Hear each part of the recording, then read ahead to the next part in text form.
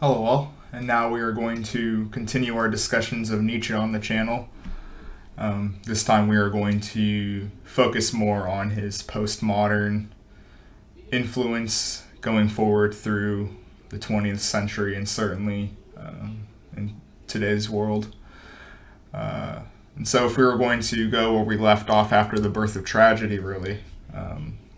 we would look at Nietzsche and his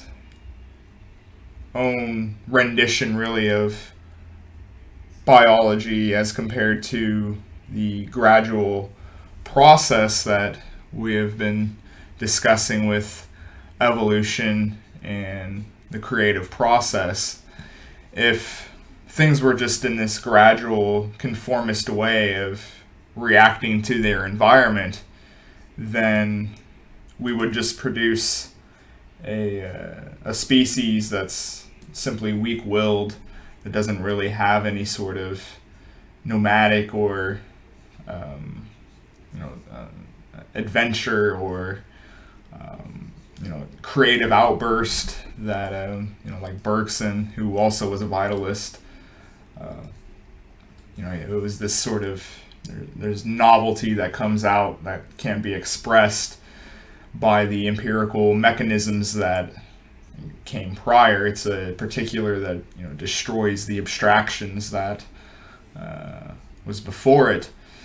and this comes in unison with what Nietzsche is trying to suggest with overcoming, and what that means in regards to conformity and life. Really just being the will, of course, for Nietzsche, being this creative force which embeds out into form, into the Apollonian form. And so as we look toward his epistemology and just human knowledge and human nature in general, I think the best way of going about this would be to look at his satire towards Buddha and the example of God being dead. Nietzsche, in that phrase, of course, is trying to indicate to us that this is a cultural phenomenon of God no longer having any sort of invoking towards our signifiers, I suppose, to use a contemporary terminology. He's really the first one to really understand that there's degradation in our symbolisms and their representations and how we quantify them. And this clearly can go alongside with how Spengler is going to take up with Nietzsche towards this understanding that there's cultural degradation, there is a sort of a lifespan, if you will, or the sort of willpower or force can definitely leave these sort of cultural signifiers, or certainly in the context of religion, but without lollygagging too much here. His example for Buddha and the symbolism of his death and seeing his shadow imprinted in the caves, of course, it sort of goes back to if God is ever present, if God is alive and well, then why are we what use would we have of putting Buddha symbolism into these caves? This is a sort of satirical way of saying that that human life and is going to outlast God being alive in this cultural context, and so God is dead for Nietzsche when he looks at being on guard against these different theories of the universe, things like thinking of the world as a machine, that sort of atomistic machine way, or monad, if you will, of thinking about the universe. It can't be a world of design, and so if there isn't a world of design, then chance, of course, can be tossed aside, because if there is a design, then there really can't be any sort of chance or sort of blessings, since it's a sort of nihilistic deconstruction of all of the theories of the universe that Nietzsche does here.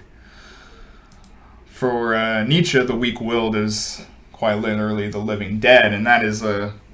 interesting way of looking at how Nietzsche sees the human condition of, we're the only species that could actually, be in the world, or be a being, as it were, but not towards, capital being, towards, what, the high life, or higher thinking, or, being able to actually overcome your environment and assert your truth onto the world. Many will just be the embodiment of, whatever conformity is going on. They, in a way, are, being, but they're not being. And so, this is his epistemology of, deconstructing all of the theories of the universe, and then he takes aim towards, rational thinkers like Spinoza or Hobbes, and the determinism of, of course, we think back towards Enlightenment with, our determinations, our inkling. It shifts back and forth in a sort of deterministic way. Nietzsche says, no, this is something much older than that, something more primordial that comes before the rational. And so this is really his way of saying through vitalism that we have an instrumentalist value towards theory and belief. The pursuit of truth, of course, is rather secondary, as opposed to using an instrument of value and manifesting it through the will to power. So there's no moral judgments or facts of reality. This is just morality is just the interpreted phenomenon. Just as perhaps a little aside here to synthesize really with what is to come with Nietzsche's influence towards postmodernity and epistemology in general, I think you can go, the route of critiquing towards, what Nietzsche or the left-leaning Nietzscheans are to do with the disciplines and, power politics as a whole, without any sort of agreed upon, truth or epistemology. Then it is just simply our assertions, our will to power, overlaid with academia, with institutions, and the increasing complexity of our social structures and the dynamics of power. You can see Nietzsche here as the grandfather, as many, of course, do in postmodern thought to come. But you could also see that, there is a lineage here towards the end of the grand meta-narrative or grand metaphysics, which, of course, is problematic on its own. This gives way to the era of soft epistemology, where all of our theories of knowledge, all of these grand meta-narratives, this grand historic picture of trying to piece together all of these different fields of knowledge, of disciplines together to, create a picture or an ethic, with this soft epistemology, with, truth just being rather consequential compared to will and assertion, then we can see that everyone will go towards disciplines of specialty, of increasingly niche and less understanding ideologies and groups that will really have no way of bridging together to what I think and what I called, in my generalities video, which I think, just in the title, of course, of the generalities series is, a way of going back towards this tradition of trying to piece together narratives in a way in today's world that is sorely missed. I kind of went on a side tangent here, but Nietzsche shows us that there's no basis for knowledge. We create our own truth for the utility that we force upon other people to conform to that truth. And I think with that statement, you can perhaps see the dynamics of the world around us today with, you can't, that sort of fantasy of, letting people live and believe their own truth and go about their own way, which of course was very popular in the 60s in America for sure, where we have, everyone has their own meaning, their own truth that can be expressed. I think, in today's world, it's definitely been all liquefied down to where, nobody can let live anymore, because we all have to, play our part towards, the utility of these dynamics of power. And so that's sort of, you see the death of the centrist really in the last 10 or 15 years. As we turned away from truth now, and turn towards power, you're going to see, of course, that in the discipline spaces, of course, Spengler, of course, would say that this is a decline because the philosopher and the metaphysician and they're in the mathematics of truth and reality and the faithfulness that goes with that for a culture is all being ripped apart now and compartmentalized out. And so I think that really would wrap up what Nietzsche contributed in his postmodern influence. If you look through, texts such as Beyond Good and Evil, you'll see that he's trying to, in a way, make us think about our old modernist values, but also throwing down the gauntlet of, okay, well, now that metaphysics is gone and God is dead as well, what are we to make of that? How are we still as human beings going to assert our truth? I think if you look at someone like Dostoevsky, who isn't a conceptual thinker like Nietzsche is, but he has tapped into a different way of being instead of conceptually, but more into aesthetics of literature. And I talked about this before on the channel, where I suggested that someone's philosophy or a people's philosophy might not be up to par to other civilizations' philosophy, but philosophical thinking can be demonstrated through artistically, and I think that's certainly true of the Anglo tradition, certainly with all the great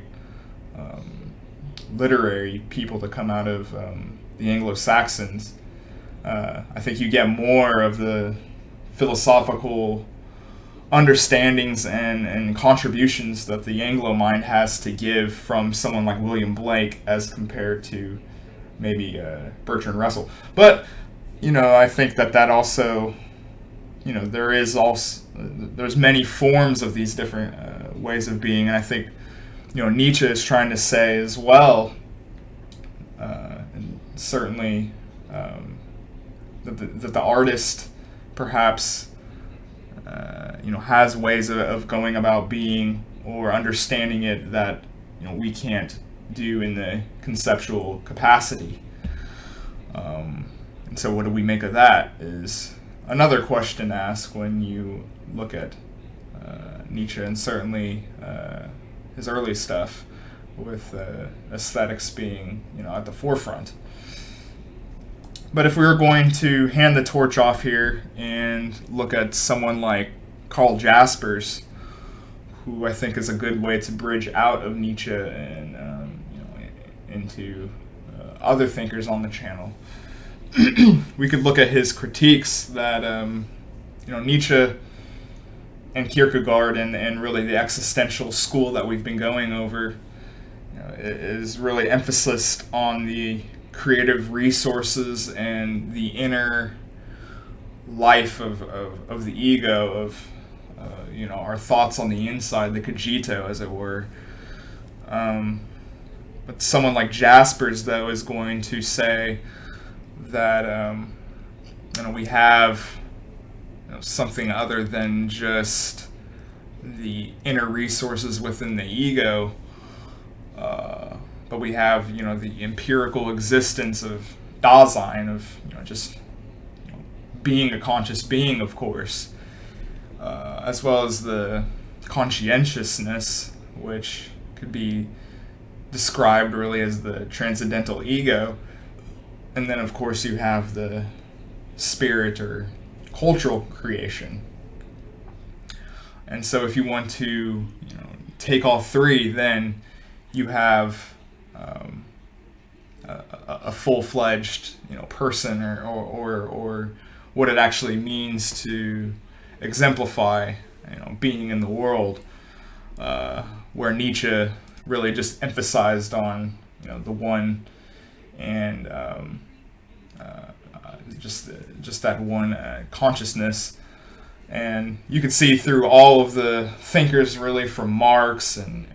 Freud and all of the influential thinkers at the time, that Sartre, which we'll get into, following the consciousness, or seeing that these are really just images back towards something like, for Marx, say that all of our morality really comes from our different class structures and under material conditions from capitalism. That definitely goes into the sort of conscious way of explaining things, as opposed to rooting in something like the sciences or the empirical output, which, of course, someone like Nietzsche would and critique something like empirical data, which he saw as democratic intellectualism, which I think is just kind of a swipe at the sort of positivism that was rising in the tradition on the island, with all of this the modeling, the pragmatist idea of general consensus towards a standard uniform of how we can go about these perceptions and form it in a scientific way, or towards reason. But yeah, I think that this is really just a summation of the many ways which Nietzsche influenced postmodernity and really the conception of truth as a whole, or the picking apart of it, and how we see truth, and how it plays into power politics and the disciplines today, as well as the collapse of grand meta narratives. I think could certainly be attributed to Nietzsche's contributions here through his works. Yeah, that's gonna wrap up this video. I hope you guys not only watched it, but enjoyed it as well. And make sure to like, comment, subscribe, and share it around. I appreciate you guys for watching, and I'll see you for the next one.